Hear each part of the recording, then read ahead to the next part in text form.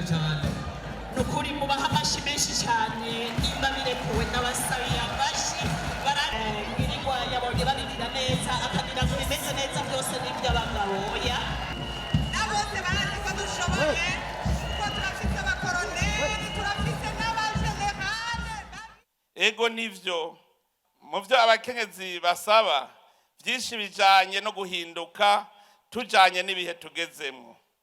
Ariko kujana n'ibihe ntibisigura guta ubwoko canke guta imico n'akaranga. Nihaba mu mico yacu twavuga ko umuhungu ari igikingi c'irembo, umukobwa nawe arakarago kabaraye, canke ngo umuhungu ni nyamuhora iwabo, umukobwa nawe ngo ni nyamuhora impinga. Nuno musi ntidushobora kubuza ko umukobwa aja kwabigwa ahandi. Kandi aho yubatse niho iwabo mu migenzo y'ikirundi.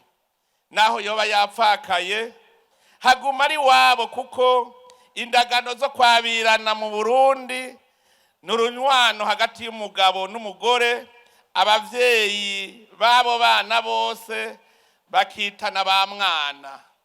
Ico cambere catumye umukobwa bamuha igiseke kugira ngo azagume afise ikimushika ngo agaruke iwabo kuramukanya ngo ntahahebe agahenebere. Ariko naho umuhungu ari nyamuhora iwabo, ubu nawe nyene araja gupagasa agaherayo canke akaja gushinga umuryango ahandi atari kwitongo ry'umuryango.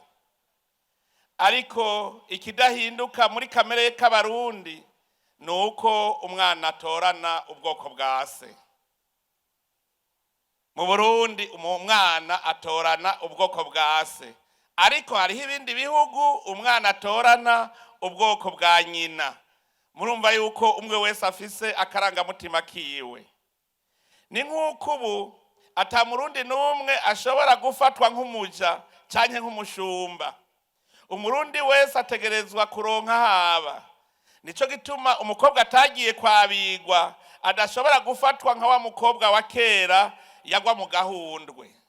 Kira noneho muri iki gihe birasanzwe kuko igitigiri c'abakobwa mu gihugu kiruta ic'abahungu dufatiye ku biharuro vya rusasuma iheruka muri uyu mwaka w'2024.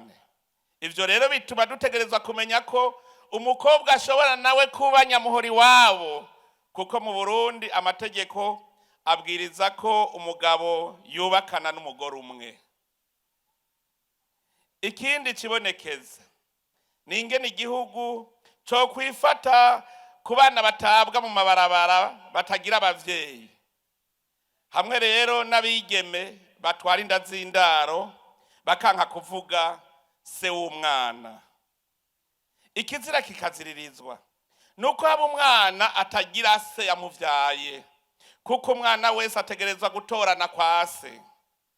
Ni igitutsi gikomeye kuvuga ko umwana avyawe n'umukobwa, umwana w'ikinyendaro bomwandika kuri sekuru, kuko ntaho bitaniye nuko uwo mugabo yavyaye ku mukobwa wiwe kandi ari ndahiro. Baja kubahwa mwese mukoraniye ngaha, murumva yuko ibigeze mu bihe turimwo ari vyinshi.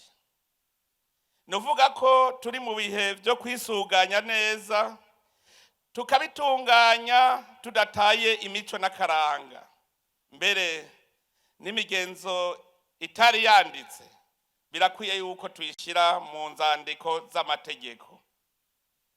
Erega aho hambere haba mu bijanye n'intwaro, ubutunzi n'imibano, igihugu catunganywa hakurikije imico n'imigenzo vyaranga Abarundi.